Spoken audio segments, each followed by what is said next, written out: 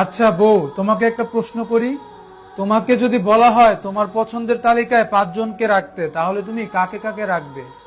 উম, বাবা, মা, বোন, আমার সন্তান আর স্বামী।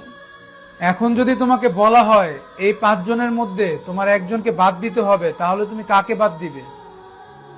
তাহলে আমি আমার বোনকে বাদ দিব।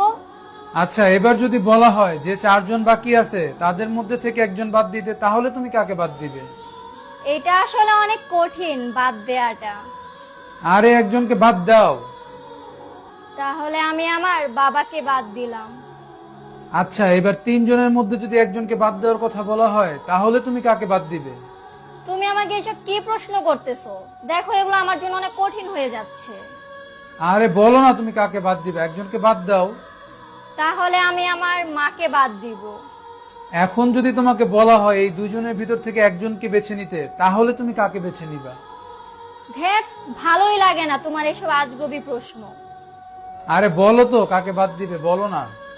স্বামী আর সন্তানের মধ্যে এখন তুমি কাকে বেছে নিবা? তাহলে আমি আমার স্বামীকে বেছে নিব।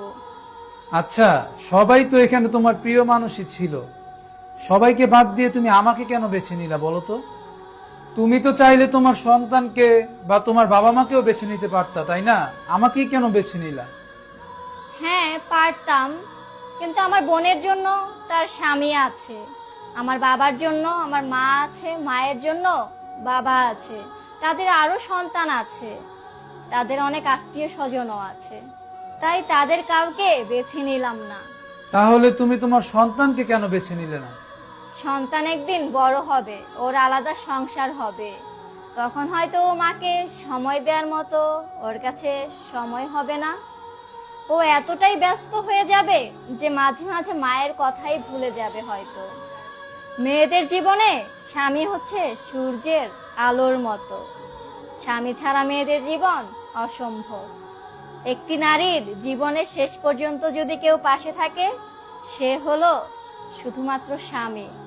স্বামীকে সুখে দুঃখে একটি নারীর জীবনে অনেক প্রয়োজন। সেম, একজন স্বামীর জীবনেও শেষ পর্যন্ত একজন নারীকেই অনেক প্রয়োজন।